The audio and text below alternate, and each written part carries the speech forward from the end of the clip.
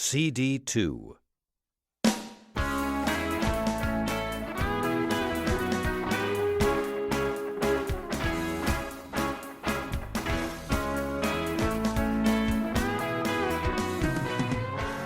Unit 7.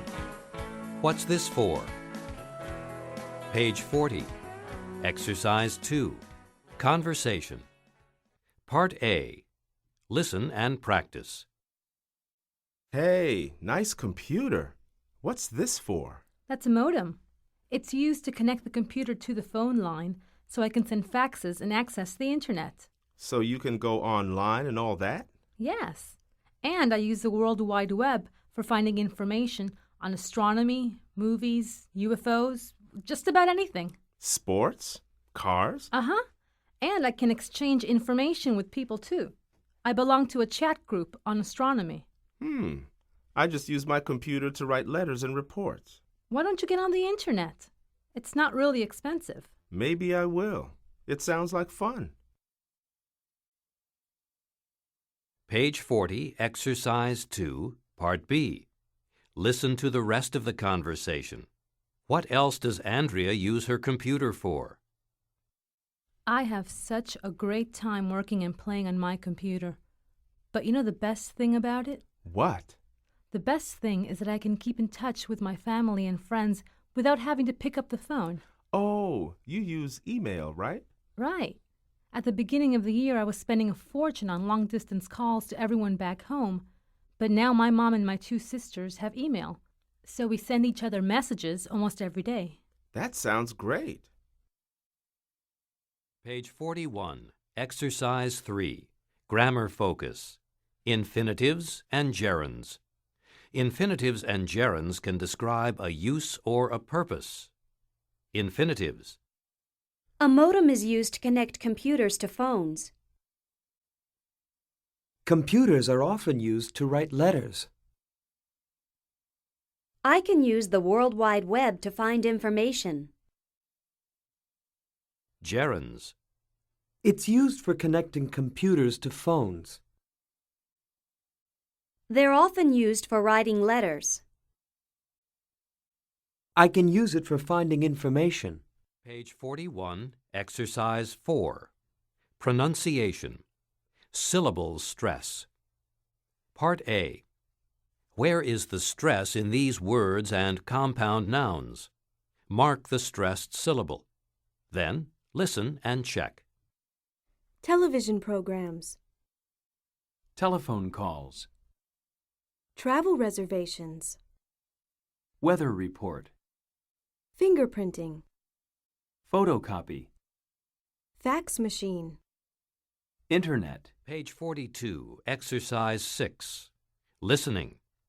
Part B. Listen to interviews with the people in Part A. Were your guesses correct? My name is Sandy Watson, and I'm a police officer. I analyze crime patterns. In other words, my job is to use the computer to try to guess when a crime will probably happen in a neighborhood. I can also find out the kind of crime and who the criminal might be. I start with a map of a neighborhood on the computer, which shows where crimes have happened in the past. Then I put into the computer all the information we have about criminals, their addresses, the crimes they've committed in the past, that sort of thing. Then the computer will figure out when a criminal is likely to commit a crime, where and when.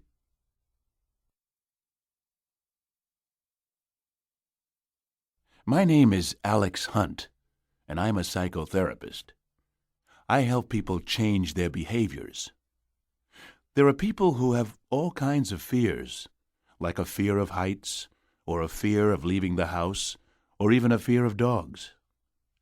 I use a computer fitted with virtual reality equipment, a special kind of visor you wear over your eyes so that you think you're really in a different place. You see things that the computer shows you, and you think the things are real.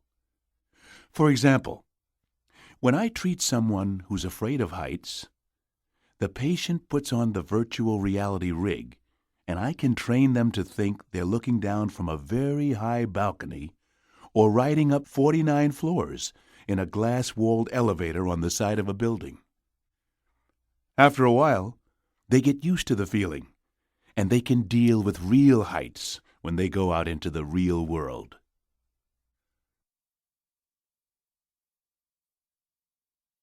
My name's Janet Brown. I teach at a medical school, and I use computers to cut down on my teaching time. Instead of lecturing to students in a lecture hall, students go to a computer learning center where a lot of their courses are on CD-ROM. They can also log on to our database and review all they need to know about something instead of having to go to the library. Page 43, Exercise 7, Conversation. Part A. Listen and practice. I read the instructions, but I'm still not sure how to use my cellular phone. Actually, it's pretty easy. First of all, don't forget to turn it on. Got it. Then dial the number, and remember to press the send button. That's all? Pretty much. Just make sure to recharge the batteries every few weeks, and try not to drop it. It's fragile. Good advice. And one more thing, be sure to pay the phone bill every month. Page 43, Exercise 8, Grammar Focus. Infinitive complements. Don't forget to turn it on. Remember to press the send button. Make sure to recharge the batteries. Try not to drop it. Be sure to pay the phone bill every month. Page 44, Exercise 9, Free Advice. Part A. Listen to people give advice about 3 of the things below. Write down the name of each item. 1. It's best to use a stand when you're filming with this. If you hold it by hand, the picture is often not very steady. Be careful when you put in the battery. If you push too hard, you can actually do some damage.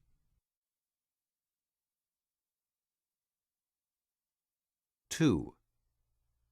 Remember to wear protective gear whenever you use them. You can easily fall and hurt yourself. And make sure to skate on a flat surface, such as a parking lot, a tennis court, or a basketball court.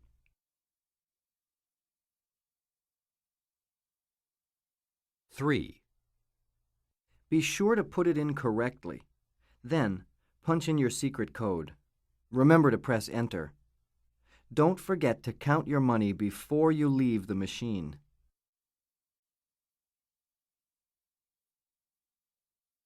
Page 44, Exercise 9. Part B. Listen again. Complete the chart with a piece of advice for each item. Then compare answers with classmates. 1. It's best to use a stand when you're filming with this. If you hold it by hand, the picture is often not very steady. Be careful when you put in the battery. If you push too hard, you can actually do some damage.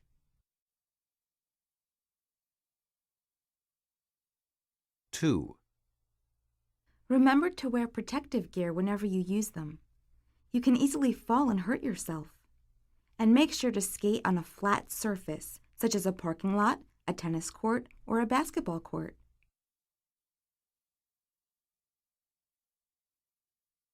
3. Be sure to put it in correctly. Then, punch in your secret code. Remember to press Enter. Don't forget to count your money before you leave the machine.